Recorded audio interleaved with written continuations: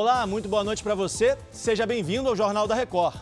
Senado aprova o projeto que adia o Enem por causa da pandemia. Estados Unidos suspendem medidas de isolamento a partir dessa quarta-feira. E Justiça restringe a circulação de turistas no litoral sul de São Paulo. Agora, no Jornal da Record. Oferecimento Bradesco, reinventando o futuro ao lado da sua empresa.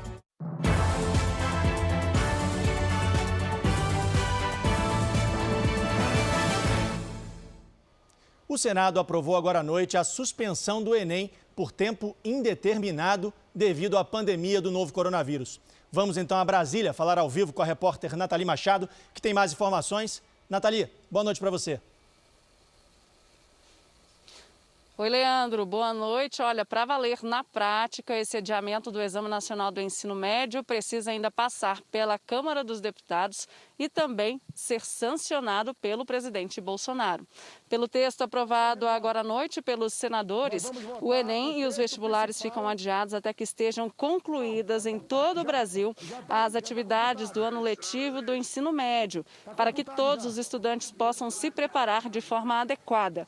O Senado também aprovou agora à noite projetos que proíbem o despejo de inquilinos durante a pandemia, estipulam prisão domiciliar para devedores de pensão alimentícia e facilitam a venda de imóveis da União. Agora, todos esses projetos seguem para a sanção presidencial. Leandro. Tá certo. Obrigado, Nathalie. Boa noite e bom descanso. O senador Flávio Bolsonaro contestou uma reportagem da Folha de São Paulo dessa terça-feira.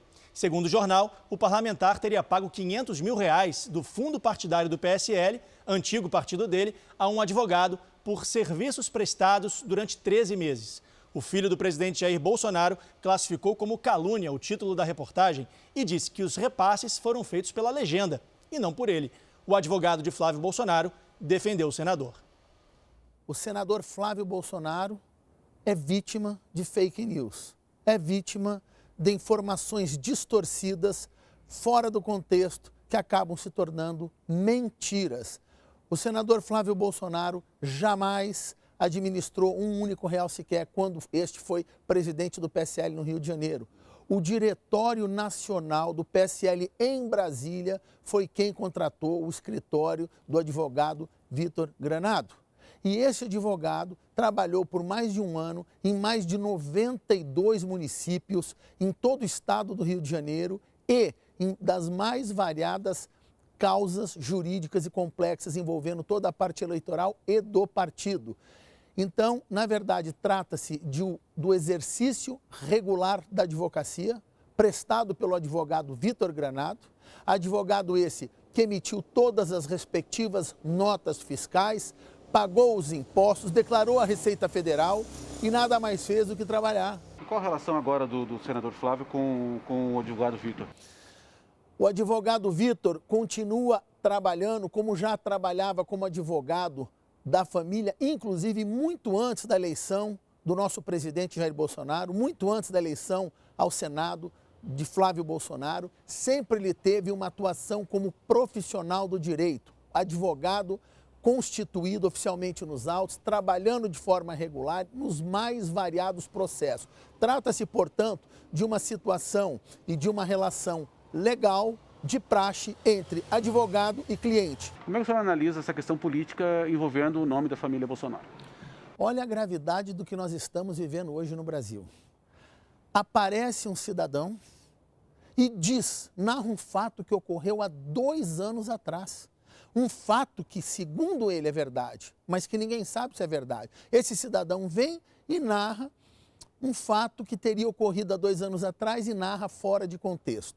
Em operação relâmpago, na velocidade da luz, toda a mídia brasileira, toda a máquina pública se volta para querer apurar essa situação, já tratando como se fosse uma verdade dogmática. Imediatamente essas pessoas são convocadas a depor, imediatamente é criado um tsunami midiático, imediatamente as consequências são geradas, já começam a ter desdobramentos de outras informações que tampouco são verídicas.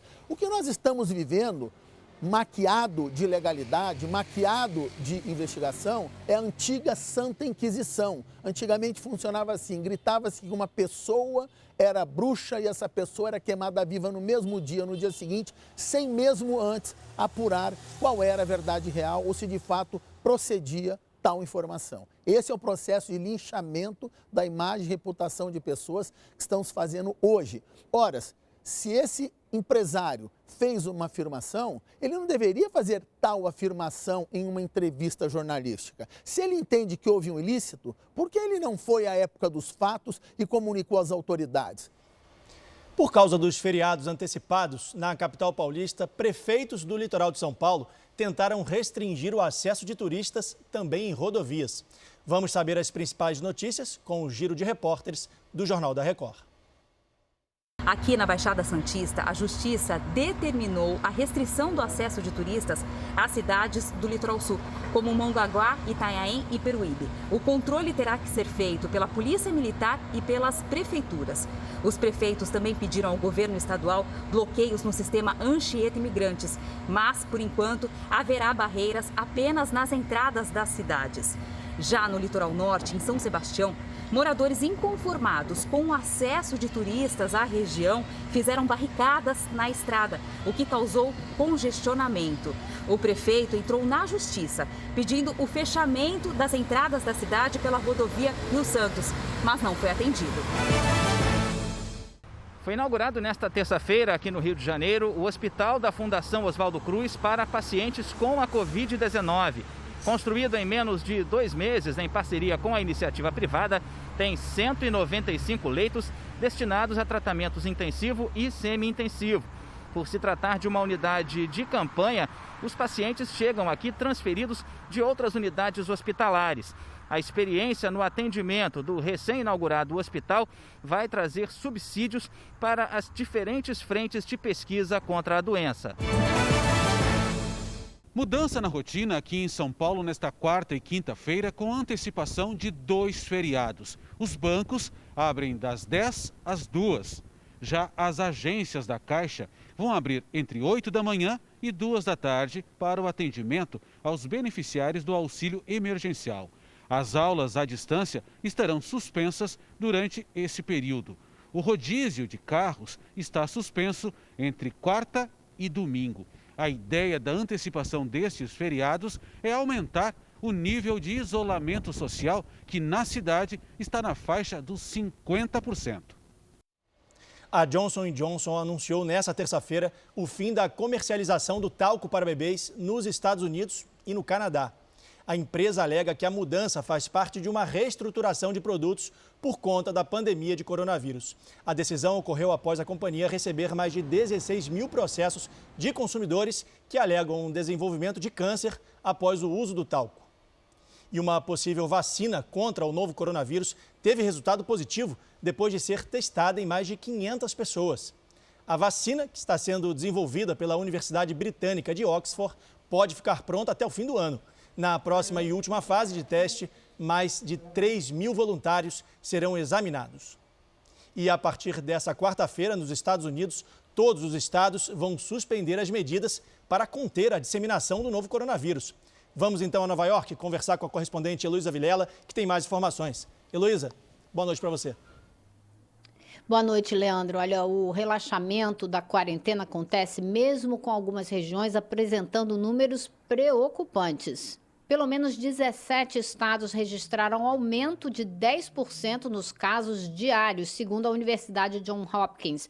Por outro lado, 16 estados tiveram uma queda maior que 10% nos casos em 24 horas. Muitas cidades já apresentam um cenário pré-pandemia, com praias e parques cheios. Connecticut é o último estado a afrouxar as medidas. A partir desta quarta-feira, ficam permitidas as refeições ao ar livre, além da reabertura de lojas, museus e zoológicos, com algumas restrições. Leandro. Tá certo. Obrigado, Heloísa. Boa noite. E com o verão chegando nos Estados Unidos, um parque em Nova York decidiu criar uma iniciativa para garantir o isolamento social. Círculos foram desenhados na grama, como você vê nessas imagens. Assim, as pessoas podem tomar sol e praticar esportes a pelo menos 2 metros de distância um dos outros. E essa edição do Jornal da Record termina aqui. Outras informações você acompanha no Fala Brasil, às 8h45 da manhã. Uma boa noite para você e a gente se vê. Tchau!